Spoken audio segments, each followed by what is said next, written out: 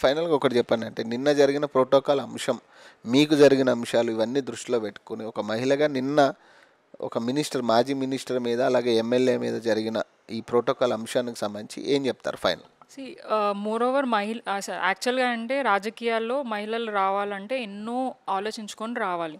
So వచ్చిన సందర్భంలో ఇట్లాంటివి జరుగుతున్న టైంలో మా స్ట్రెంగ్త్ని పుల్ చేసే ప్రయత్నం అంటే అరే ఏంటిది ఇట్లా జరుగుతుంది, ఇప్పుడు మనం చేసిన తప్పేం లేదు, మనం ఒక మంచి ఇంటెన్షన్ తోటి స్వామ్యంలో వచ్చి ప్రజలకు ఏదైనా చేయాలని అనుకుంటాం. ఎందుకంటే ప్రతి ఒక్కరు అనేది ఒకటి, ఒక ఇంటిని మహిళ కాపాడగలుగుతుందనంటే అక్కడున్న నియోజకవర్గాన్ని కానీ రాష్ట్రాన్ని కానీ అని నీట్గా మేనేజ్ చేయగలుగుతుంది, అన్ని విధాలుగా హ్యాండిల్ చేయగలుగుతుంది అనేది ప్రతి ఒక్కరి వాదన. ఈవెన్ చాలా సందర్భాలలో చాలామంది పురుషులు కూడా దాన్ని చెప్పడం జరిగింది, చేశారు.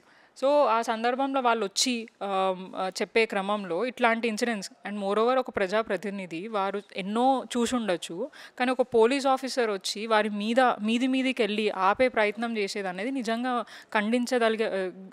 గలిగే విషయమే. ఓవరాల్గా పోలీస్ డిపార్ట్మెంట్ ఒకటి తెలుసుకోవాలి, ప్రభుత్వాలు అనేది శాశ్వతం కాదు. మీరు ఒక ప్రభుత్వ పక్షాన ఒక కార్యకర్తలాగా మీరు ప్రవర్తిస్తే రేపటి రోజున మళ్ళీ ప్రభుత్వాలు వచ్చినప్పుడు ఇట్లాంటి జరిగితే మళ్ళీ మీ మీద యాక్షన్ ఉంటుంది. అధికారుల తీరుగానే ప్రవర్తించాలి. అంటే పార్షాలిటీలు చూపించదు, ఆ పార్టీ అని ఈ పార్టీ అని, న్యూట్రల్గా ఉండి ఎక్కడ తప్పు జరిగితే అక్కడ పోలీస్ వాళ్ళు మాట్లాడాలి. ఇప్పుడు మన సబితమ్మ కూడా ఎక్కడ కూడా తప్పు చేయలేదు, ఆమె జస్ట్ ప్రోటోకాల్ అంశం మాట్లాడింది, దానికి సమాధానం చెప్పడానికి వేదిక మీద మినిస్టర్లు ఉన్నారు, వాళ్ళు చెప్పుకుంటారు. పోలీసు వాళ్ళకి ఏం అవసరం, అక్కడ అంతమంది పోలీసు వాళ్ళు రావాల్సిన అవసరం ఏముంది, అక్కడ ఏమైనా లొల్లి జరిగే ఇది ఉందా? జస్ట్ కేవలం గవర్నమెంట్ ప్రోగ్రాము, గవర్నమెంట్ సంక్షేమ పథకాలు అందించడానికి మాత్రమే అక్కడ అధికారులందరూ వచ్చినప్పుడు పోలీసు వాళ్ళు లిమిటెడ్ ఉండాలి ఎక్కడైనా కూడా. అదేం ఇది కాదు, అక్కడ లొల్లి చేయడానికి ఎవరు రాలేదు, ఎవరు కూడా కార్యక్రమానికి జస్ట్ అటెండ్ అయ్యి ఆ ప్రోగ్రామ్ని సక్సెస్ చేయడానికే చూస్తారు ఎవరైనా. కానీ అక్కడికి వచ్చి ఓడిపోయిన వాళ్ళు ఎందుకు కూర్చుంటారు, ఏం అవసరం? పార్టీ కార్యక్రమం కాదు కదా డెఫినెట్గా, అధికారిక కార్యక్రమం అన్నప్పుడు అధికారులు ఉండాలా, అక్కడ ఉన్న ప్రజాప్రతినిధులు ఉండాలా, అంతే తప్ప అంతకుమించి వేరే వాళ్ళు ఉండదు. ఇన్ కేసు అట్లా చేసుకోవాలనుకుంటే మేము అన్నట్టు గాంధీ భవన్లో పెట్టుకొని ఏ గవర్నమెంట్ ప్రోగ్రామ్ అయిందో ప్రజలలో పెట్టకండి, అక్కడికే పిలుచుకోండి. ప్రజలను కూడా ఎట్లా ఇబ్బంది పెడుతున్నారు అంటే, ఇంకో విషయం, మహిళలు అంటున్నారు కదా, మా మొత్తం తెలంగాణ రాష్ట్రంలో కానివ్వండి, మా నియోజకవర్గంలో, మా డివిజన్, ఇది అంతటా జరుగుతుంది.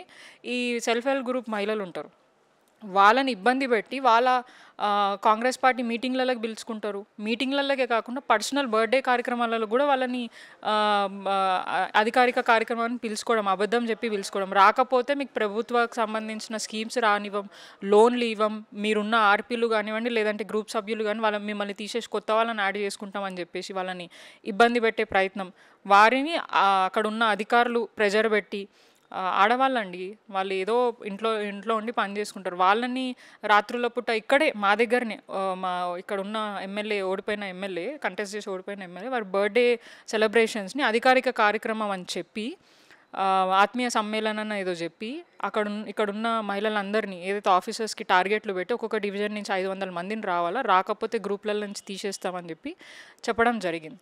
సో ఎంత దౌర్జన్యంగా కాంగ్రెస్ పార్టీ వ్యవహరిస్తుంది అనేది క్లియర్గా అర్థమవుతుంది. ఇక్కడ కేవలం మాలాంటి వాళ్ళకే కాదు, సామాన్య మహిళలకు కూడా అక్కడ ఇబ్బందికరమైన పరిస్థితులు ఉన్నాయి. ప్రభుత్వం తరఫున ప్రజలన్నీ ఇబ్బంది పెట్టే కార్యక్రమమే కాంగ్రెస్ పార్టీ ఒక పనిగా పెట్టుకుంది తప్ప, వారిని ఏదో బాగుపరచాలి, ఒక స్టేజ్కి తీసుకురావాలి, మహిళలను కోటీశ్వరులను చేయాలని ఇంటెన్షన్ వాళ్ళకి లేదు. కేవలం అది పబ్లిసిటీ స్టంట్స్కే పరిమితం అవుతుంది, అది క్లియర్గా కనిపిస్తుంది. ఇప్పుడు వారు మహిళల గురించి మాట్లాడుతూ అదే మహిళ రూపాయి సంపాదించుకొని ఇల్లు కట్టుకుంటే అదే మహిళను రోడ్డు మీదకి తీసుకొచ్చి పడేసింది హైడ్రా పేరుతో. అట్లా ఎన్నో సందర్భాలు ఉన్నాయి.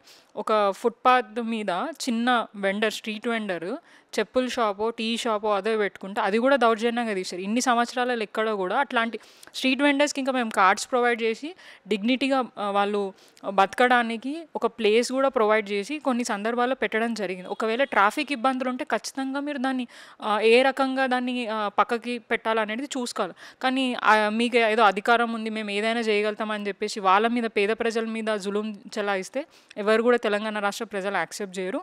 అండ్ మోరోవర్ ఈ 20 months వారి పరిపాలనా విధానం చూసిరు, అలా ఏదైతే 10 సంవత్సరాల కలగంటున్నారు కదా, 3 సంవత్సరాలు ప్రశాంతంగా పరిపాలించలేరు. ఇట్లా కూడా పరిపాలిస్తే డెఫినెట్గా రానున్న రోజుల్లో ఇంకెక్కువ కూడా తీవ్రమైన వ్యతిరేకత ప్రభుత్వం ఎదుర్కొంటుంది, ఇంకా కూడా వారు సదురుకోకపోతే. కానీ అడ్మినిస్ట్రేషన్ అనేది నిజంగా మీకు అవగాహన లేకపోతే అక్కడ చాలామంది ఉన్నారు అవగాహన, అంటే ఆల్రెడీ ఎక్స్పీరియన్స్ ఉన్న వాళ్ళు, వాళ్ళ దగ్గర తెలుసుకొని సజెషన్స్ తీసుకొని అంటే రేవంత్ రెడ్డి గారు మేము ఎవరినైనా ఏంటి మీ సజెషన్స్ వెల్కమ్ చేస్తాం రండి అని జస్ట్ మీడియా ముఖంగానే చెప్తారు, కానీ అసెంబ్లీ సాక్షిగా ఇక్కడ కూడా వారు యాక్సెప్ట్ చేయరు, మైకులు కట్ చేస్తారు. అండ్ ఎవరైనా అండ్ మోర్ ఓవర్ స్వేచ్ఛ అంటే లైక్ ఫ్రీడమ్ అనే ప్రెస్ ఫ్రీడమ్ అనేది కూడా వారు మొన్న మాట్లాడిన వ్యాఖ్యలు కూడా మేము తీవ్రంగా మీడియా పరంగా మేము ఖండిస్తున్నాం. మీడియా వాళ్ళని కూడా వారు అట్లా మాట్లాడడం కరెక్ట్ కాదు. ప్రశ్నించిన ఎవరైనా కూడా ఖచ్చితంగా మీడియానే. ఇప్పుడు అట్లా అంటే చదువు లేని వాళ్ళు వచ్చి మైకులు పట్టుకొని గొట్టాలు పట్టుకొని ఇట్లా పెట్టి కాళ్ళ మీద కాళ్ళు వేసుకొని కూర్చొని అవంటి చిల్లర వ్యాఖ్యలు ఏ ముఖ్యమంత్రి ఇప్పటిదాకా చేయలేదు. అదే ముఖ్యమంత్రి గతంలో ఇదే యూట్యూబ్ వాళ్ళని ఇదే ప్రజలని యూజ్ చేసుకొని బీఆర్ఎస్ పార్టీ నాయకుల మీద కానివ్వండి లేదంటే ప్రతిపక్షాలు ఎవరైనా కూడా వాడుకొని ఈరోజు పవర్లోకి వచ్చి పవర్లో కూర్చొని మీడియాని తిట్టడం అనేది కరెక్ట్ కాదు. అండ్ వారి అంటే మీడియా మన అసెంబ్లీలో బట్టలిప్పి కొడతా అని మొన్ననేమో వాళ్ళని చూస్తే ఐ మీన్ అనుచితంగా మాట్లాడడం, చెంపల మీద కొట్టాలి అని చెప్పేసి ఎందుకు కొడతారు, ఏం చేసిరని కొడతారు? అంటే ప్రజాస్వామ్యంలో ఉండి మీరు చేసిన తప్పులని వాళ్ళు ప్రశ్నిస్తున్నందుకు మీకు కోపం వస్తుందా? అంటే మీరు సమాధానం చెప్పే చాతగానప్పుడు ఇట్లాంటి మాట్లాడే ఇది కూడా మీరు పెట్టుకోవద్దు. అయితే దమ్ము ఉంటే దాన్ని ఎదుర్కోండి, సమాధానం చెప్పండి, లేదంటే అడ్మినిస్ట్రేషన్ అయినా మార్చుకోండి. అంతేగాని ప్రజలను ఇబ్బంది పెట్టి మీడియాని అణిచివేసి అధికారులని పోలీస్ డిపార్ట్మెంట్ని ముద్దు పెట్టుకొని ప్రజల మీద జులుం చూపిస్తానంటే ఎవరు ఊరుకునే ప్రసక్తి లేదు. డెఫినెట్గా ఖచ్చితంగా బుద్ధి చెప్తాం రేవంత్ రెడ్డి గారికి. కనీసం 3 నెలల ఇంకా టైం ఉంది, 3 years ఇంకా టైం ఉంది. కనీసం ఇప్పటికైనా మారి ప్రజల మీద దృష్టి పెట్టి ఏదైతే ప్రతిపక్షంగా ఉన్న ఏ పార్టీల మీద ఉన్న వాళ్ళ మీద కాన్సన్ట్రేషన్ చేయకుండా ఇదే కాన్సన్ట్రేషన్ ప్రజల మీద కనీసం మీరు చేసే ఏ పనులైనా కూడా వాళ్ళకి రీచ్ అయ్యే అవకాశం ఉంటుంది. లేదు ఇంకా కూడా మేము ఇట్లనే చేస్తామంటే మీ కర్మ. ఇప్పుడు ఈ 3 ఏళ్ళు కూడా చక్కగా మీరు పరిపాలించలేరు.